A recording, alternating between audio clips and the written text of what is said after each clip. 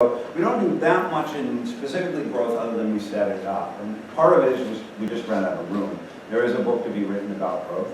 I wrote a book 20 years ago about growth called The Gorilla Game, where we touch on some of those things. So I think between the two, we've done a pretty good triangulation of growth. But number one, growth is bad for competitive advantage. So you can't have a strong, durable competitive advantage and high growth. They don't work. So you start to bound it in a way, and the punchline is don't overpay for growth. I think one of the things we did that's very innovative in the book with valuation is identify the piece of the valuation that's based on competitive advantage. And you got to get that right. And then we give you some tools to think about competitive advantage. Now, I think Bruce Greenwald's work out of Columbia is probably the best stuff on competitive advantage. We didn't replicate it, we reference it, we even say we think it's the best work. We think that module plugs in well. Until you get the competitive advantage nailed down, growth doesn't matter. And the other thing is people overpay for growth all the time. And so if you're conscientious about valuation, then growth is the bucket loose. That's a very short version of how Yeah, people may take issue with the fact that we talk about DCF, but once you start to think about it, every type of valuation method is at its core a DCF. So you really, there's nowhere to go. And we talk about that in the book.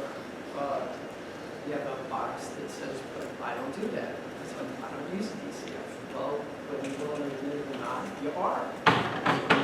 So that's how we came at it. It's the terminal value growth problems, and we think we came up with a more practical way to do it. Yes? I have a question about microcaps, getting back to that, especially a lot of times we see the area collected. The kind of challenge I see is a lot of times if you're a PM, you just can't build a strong enough position because a lot of times there's a liquidity problem. And the second challenge I see a lot of times is, especially if it's so small and it's so neglected, a lot of times it's not even listed on a major exchange, especially if they're international based. And there's also that challenge as well, if you only invest in the US, whereas then a lot of times it's international listed kind of on the OTC here. So I'm kind of curious, kind of from your point of view and perspective, what do you kind of do here if you know the stock really is worth $1, but you have all those issues that you're kind of running up against? Well, that kind of comes back to how is the situation going to change and when is it going to change? So you need to identify, if you have a liquidity problem, what might change that. And if you can't come up with an answer, you need a value trap. Now, there are people out there that collect these companies where there's no catalyst, and they're called sleeping beauties. And what happens is the stock will be $90 for 10 years, and then it will get taken out at like 300 in year 11. And if you cobble enough of those together, you can appreciate the return. I have a slightly different take. If you look at something that is, quote, neglected, low liquidity, but the implied yield is 15%. It trades at 5 times free cash flow, trades at 7 times free cash flow. And you have a great deal of confidence that cash flow is going to last for a long time. That cash will build up. If they don't do something stupid, you've got to keep management under control. That will build up, and the value will be forced. Because at some point, if the stock never went up, obviously there would be more cash than the value, and that would be fine. So there is this one scapegoat, if you will, that if you can get something that is demonstrative, true yield for the cash flow, I think is the primary one, you can hold that for a long time. Because sooner or later, they'll take it out, sooner or later they'll pay a big dividend, you'll capture that value. But that's the one thing, you never care about the stock price because the implied yield, you're almost owning a bond, in a sense, except they're holding on to the coupon.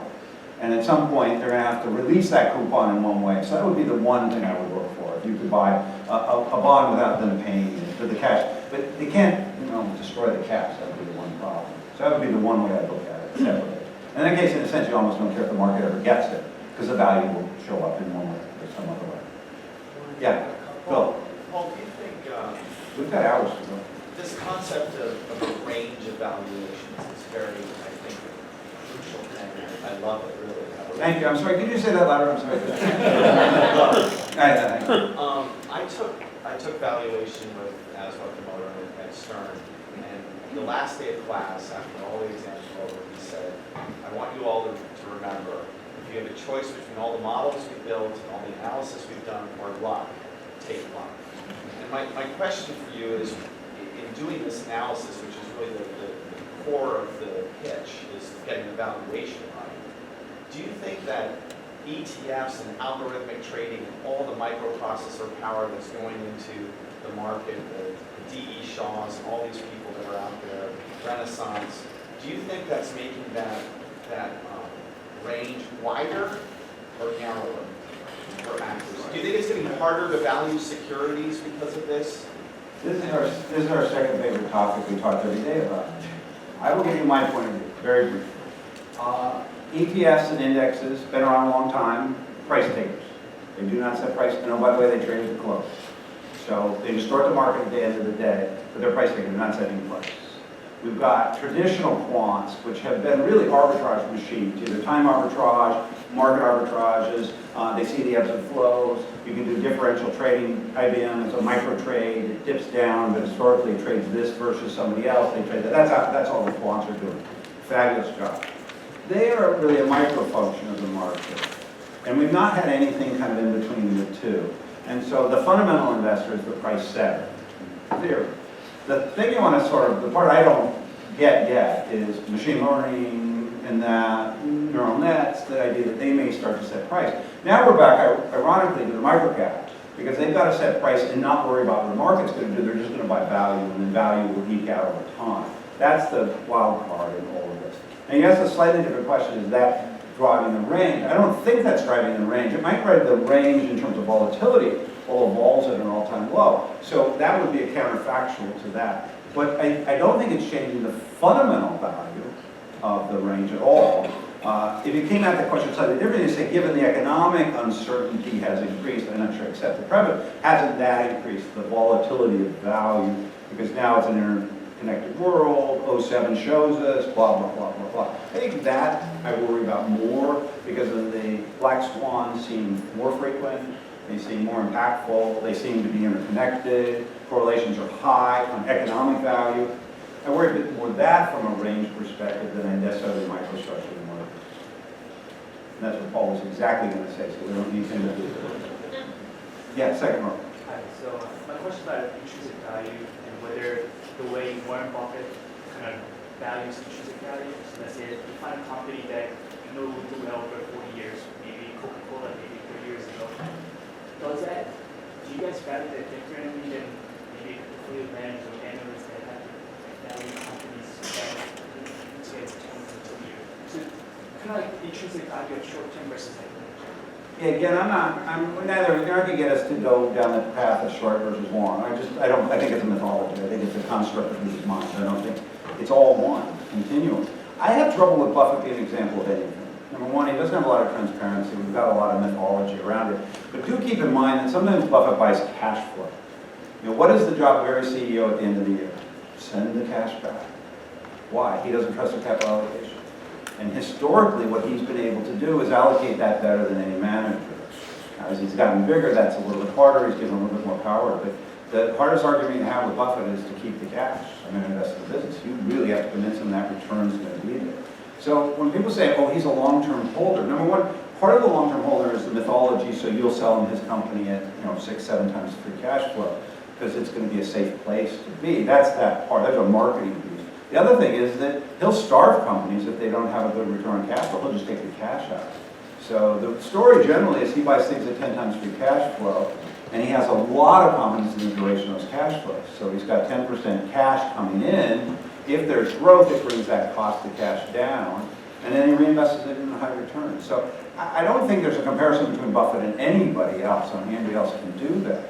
Now, if we want to create this mythology, this investor that invests long-term, I'm not sure I know what that means, versus somebody short-term, long-term is a bunch of little short-terms. So I don't think that's the case. I think it's return. You're looking for fundamental return. Sometimes that happens short-term, sometimes that takes a little while.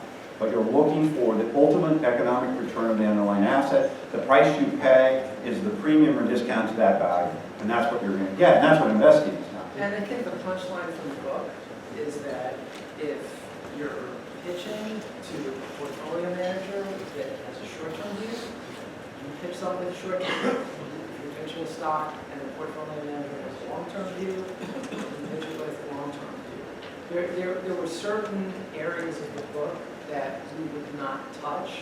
We don't talk about what is an appropriate valuation. We didn't want to get into that. We didn't talk about portfolio management. So there are certain areas of the book that we intentionally walled off and did not go near. We did have to finish. All right, we have time for 13 more questions. What time is it for now? We've been up for an hour. Oh, all right, fine. We've got, this is going to be Buffett. We'll channel Buffett. We've got 4 more hours. Evan. So, getting back to your dealing with the product, like liquidity is tied up, but you have a really good, you have a good pitch. Would you, as an analyst, you're pitching the PM, would you, in what situation would you maybe put it up against things that are currently in the portfolio to maybe pitch that session to This is a question I can't answer because We don't get involved. because I get in trouble every time I answer this question. So, thank you for asking the question. Now, let me ask you a question. If you're dating somebody and you're in a relationship you don't like anymore, what's the easiest way to get out of the relationship? A new relationship. So, portfolio no, it's not right.